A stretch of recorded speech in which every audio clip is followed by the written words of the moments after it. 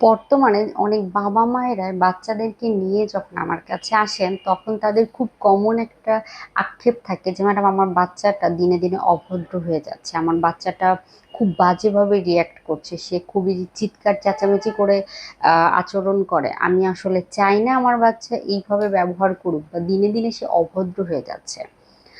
এর পেছনে আসলে কারণটা কি, বা বাচ্চাকে কিভাবে ভদ্রতা শেখানো যায়, বা কিভাবে ভদ্রতা শেখাতে হলে আমাদের আচরণটা আসলে কেমন হওয়া উচিত, সেই বিষয়টি নিয়ে আজকে কথা বলবো। আপনাদের সাথে আছি আমি পুষ্টিবিদ নাহিদ আহমেদ।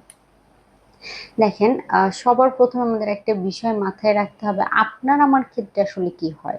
নিউট্রাল থেকে বা একেবারে জিরো আমরা বায়াসড না হয়ে চিন্তা করি। আমরা যখন দেখি সামনে থেকে আমাদের সাথে আচরণ ভালো করা হচ্ছে না, বা আমার পরিবেশটা আসলে অনেক বেশি ম্যাটার করে আমাদের সকলের জীবনের ক্ষেত্রে, বাচ্চাদের ক্ষেত্রেও কিন্তু এই বিষয়টা আরো বেশি গুরুত্বপূর্ণ।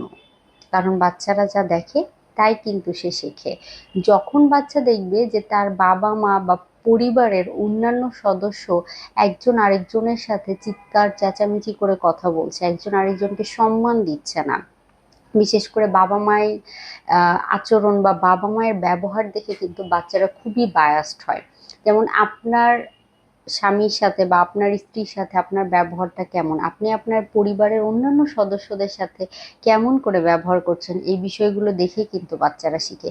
সে যখন দেখবে যে আমার বাবা মায়েদের কথাবার্তার ধরন ভালো না, বাবা মার সাথে খারাপ ব্যবহার করে, বা বাবা মার সাথে চিৎকার চেঁচামেচি করে কথা বলে, মা বাবাকে সম্মান দিয়ে কথা বলে না, পরিবারের অন্যান্য সদস্য একজন আরেকজনের সাথে ভালো ব্যবহার করে না, এই বিষয়গুলো যখন সে দেখবে, ডেভেলপিং এইজে বাচ্চারা পুরো বিষয়টা শেখে পরিবার থেকে, পরিবেশ থেকে। তাই আমাদের চেষ্টা করতে হবে একটি হেলদি পরিবেশ এবং পরিবার বাচ্চাকে দেওয়ার জন্য, তাহলে কিন্তু বাচ্চা ভদ্রতা শিখবে।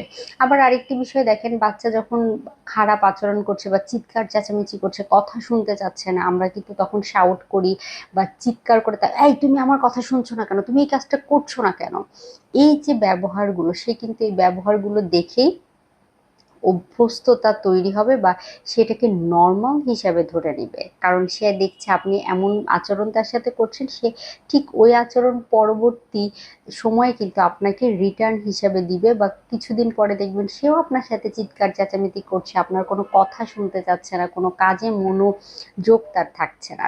তাই বাচ্চা যখন বোঝা শিখবে, তখন আমাদের অবশ্যই বাচ্চার স্বার্থে হলেও তাকে একটি সুন্দর পরিবেশ এবং সুন্দর একটি পরিবার দিতে হবে।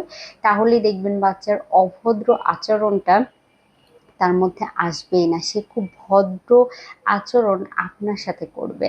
তাই সবসময় আমাদের মাথায় রাখতে হবে, একটা বাচ্চা মানে অনেক বড় একটা রেসপন্সিবিলিটি। এই রেসপন্সিবিলিটি যদি আপনি সঠিকভাবে পালন না করতে পারেন, তাহলে কিন্তু সেটা পরবর্তী জীবনে আপনার জন্য যেমন ভালো না, সেটা একটি পরিবেশের জন্য, একটি দেশের জন্য ভালো না। তাই অবশ্যই চেষ্টা করতে হবে ডেভেলপিং এইজে বাচ্চাদের সামনে কখনোই অসম্মানজনক আচরণ বাচ্চার সাথেও করবেন না। প্রচুর ধৈর্য রাখতে হবে, বাবা মা হতে গেলে প্রচুর ধৈর্য সহকারে আসলে কাজগুলো ডিল করতে হয়। তাহলেই দেখা যায় একটি সুস্থ স্বাভাবিক ভদ্র, নম্র ভদ্র, জ্ঞানী এবং বন্ধুপূর্ণ বাচ্চা কিন্তু আমরা নিজেদের ব্যবহারের মাধ্যমেই বাচ্চাকে এইভাবেই তৈরি করতে পারি।